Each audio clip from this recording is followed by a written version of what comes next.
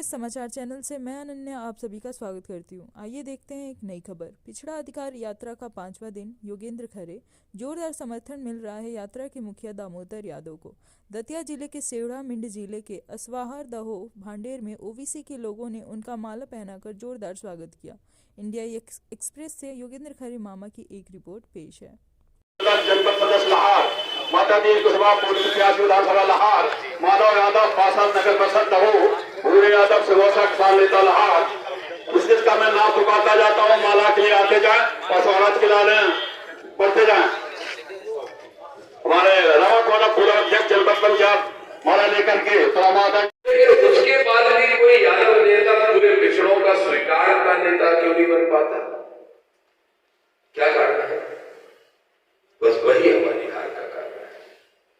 अगर हमारे चुनाव हार का कोई कारण है तो यही कारण है कि धाकर समाज के साथ, कुशवा समाज के साथ, बाल समाज के साथ, केवट समाज के साथ और जाटव समाज के साथ, इन सारे समाज के और गुर्जर समाज के साथ, इन समाजों के साथ जब तक सारी समाजें ये नहीं मानेंगी कि दामोदर केशव का भाई नहीं हमारा भाई है, तब तक विधायक नहीं बन पाता। ये समाज चलकर, इसलिए आज आगे से और ध्यान रखना, नवाब और बलबहादुर नहीं तो अगली बार में नवाब को माई पकड़ा दो, फिर बलबहादुर को पकड़ा दो। नहीं भाई, तो कैसे अपने लोग नेता बनेंगे? कैसे नई फसल सामने आएगी? कैसे पुराने लोग जिनको तुम आज तक नहीं पूछ पाए हो उनको सम्मान देके मंच पे लाने का काम करोगे? अगर नए लोगों को नहीं जोड़ोगे तो क्षमा करना, हम तुम लोगों के द्वारा कार्यक्रम में आएंगे नहीं, हम सीधे गाँव में जाने लगेंगे, अपने आप ही जाने लगेंगे। और हम मोहताज भी नहीं है किसी के, हमारा स्वभाव भी ऐसे ही है। चाहे राम भी सुन रहा हो, चाहे केशव नहीं हो, कोई बात नहीं, हम चल देंगे। दो अलग अलग चीजें हैं, दोनों को एक मत करना। जितनी आस्था है जिस धर्म में उसको मानते रहो। मैं तो खुद मानता हूं, देखो जी पहले लो जो पहले डंके के चोट पे कहता हूं कि अम्बेडकर वाली विचारधारा का हूं, लेकिन पिछड़ा वर्ग की जात में जन्मने के कारण अभी ओवासी आती है तो हेरा ये तो बचपन से सीखा ना। लाल सिंह कुशवाहा जी कहां गए?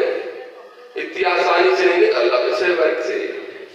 इसलिए इसको निकालने की कोशिश करने की बजाय बोलो कि जो धर्म में जो आस्था रखते हो उस धर्म को मानो, जिस भगवान को मानना है उस भगवान को मानो, लेकिन जहां राजनीति की बात आए तो फिर भगवान को भूल जाओ, फिर सिर्फ अधिकारों को जानो और वोट देने का काम करो, तो तुम्हारा भला हो जाएगा।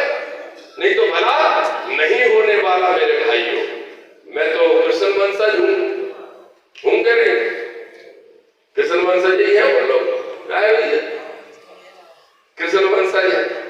और कृष्ण वंशज देखो, एक बात हम कह रहे हैं, अयोध्या में मंदिर बन गया श्री राम का। अब अवैध की राजनीति पूरी हो गई 10 साल की। 10 साल लोकसभा में कांग्रेस के चुनी बिगाड़ पा रही बीजेपी को, जो वास्तविक स्थिति यही पूरे देश में घूम रहे हम देख रहे।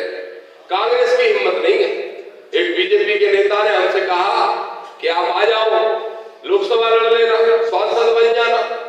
हमारे सब लोगों के मुंह में पानी आ गया। ऐसा नहीं, हम बता रहे हैं सबके, तुमसे पूछ रहे हैं, तुमसे जो थोड़ी कह सबके मुंह में पानी आ गया। सांसद बन जाए हमारा भाई, अच्छी बात है। और बोले सांसद बनने के बाद तुम्हारी बात और ज्यादा सुनेंगे लोग। मैंने कहा ये बताओ, मदारी बंदर को नचाता है कि बंदर मदारी को नचाता है? बोले नहीं, मदारी नचाता है। तो हमने हमारे गले में पट्टा पहना दिया जाएगा और हमसे कहा जाएगा ऐसे नाचो, हमको वैसे नाचना पड़ेगा। और ये दामोदर को करना होता तो 2003 के बाद भाजपा का आइकन छोड़ता, उसी में बना रहता, कब का विधायक बन जाता, कब का बड़ा गुलाम बन चुका होता। ये दामोदर को नहीं करना, ये दामोदर की सोच नहीं है। लेकिन फिर हमने उस जगह, तुम तो यार कांग्रेस को खत्म करे दे रहे। वे नेताजी बड़े नेता है, नाम ले वो ठीक नहीं है, सब जाना। बोले नहीं, हम कांग्रेस को खत्म नहीं कर रहे। ये बात भी गंभीरता से सुन लो। विषय खत्म करूंगा। बोले हम कांग्रेस को खत्म नहीं कर रहे। हमने कहा क्यों? बोले कांग्रेस को तो हमें विपक्ष के रूप में 50-60 सीट का एक बच्चा रहना है, 50-60 सीट का। नहीं तो कांग्रेस को हम खत्म कर देंगे तो मध्य प्रदेश में, छत्तीसगढ़ में, राजस्थान में, गुजरात में क्षेत्रीय दल खड़े हो जाएंगे, और क्षेत्रीय दल खड़े हो जाएंगे तो फिर हम उनसे चुनाव नहीं जीत पाएंगे। हमने कहा ये समीकरण समझ नहीं आया। बोले हम समझाते। हम जीतते कहां एक तरफा, जहां हमारी और कांग्रेस की सीधी टक्कर है, तीसरा दल नहीं है, और जहां पे क्षेत्रीय दल है वहां हम हार जाते हैं। हम दिल्ली हार जाते हैं केजरीवाल से लड़के, पंजाब हार जाते हैं आम आदमी से लड़के, बिहार हम तेजस्वी से लड़के हार जाते हैं, और हम पश्चिम बंगाल ममता बनर्जी से लड़के हार जाते हैं, उत्तर प्रदेश अखिलेश से हारते हारते बचे हैं, 1.5% वोट का अंतर रहा। मतलब समझ रहे हो? मतलब क्या है कि जहां तीसरा दल क्षेत्रीय दल बन जाता है, वो ताकत से लड़ता है उस प्रदेश में, तो वो बीजेपी को चित्त कर लेता है, उसकी पोल खोल देता है। और जहां कांग्रेस और इनकी लड़ाई होती है वहां पे ये इस तरफा जीत जाते हैं, जहां से ये केंद्र में सरकार बना लेते हैं। इतने ही राज्य नहीं, महाराष्ट्र में इनकी टक्कर होती है तो बीजेपी हार जाती है। दक्षिण भारत में चले जाओ, देश अपना बहुत बड़ा है, वहां केसीआर से हार जाते हैं, वहां जगन रेड्डी से हार जाते हैं, वहां पे जाके क्या नाम स्टालिन से हार जाते हैं। केरल में चले जाओ तो वहां जाके वामपंथियों से हार जाते हैं। लेकिन जीत किससे पाते हैं? सिर्फ कांग्रेस। हमने बहुत गहराई से पता किया, असल में ये दोनों वास्तव में एक है। जो कांशीराम कहते थे कि एक सामनाथ एक नागनाथ, सच्चाई तो यही है।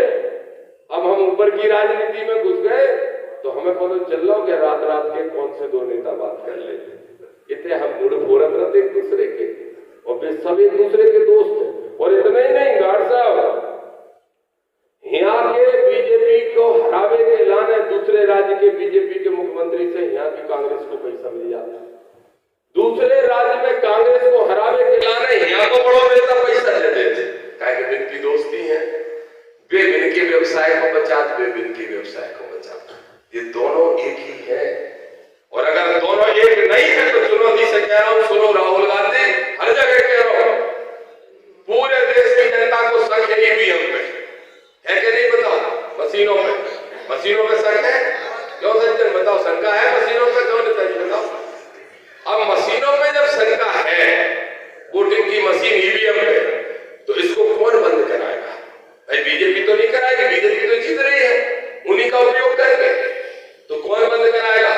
हम चिल्लाते रहे, अखिलेश चिल्लाते रहे, मायावती चिल्लाती रहे, तेजस्वी चिल्लाती रहे, नहीं बंद होगी। लेकिन अगर राहुल गांधी अभी हाल ही चिट्ठी जारी कर दे कि लोकसभा में तुमने मशीनन से चुनाव कराओ, तो हमारी पार्टी को निर्णय है कि हम चुनाव ही नहीं लड़ेंगे, बहिष्कार करेंगे।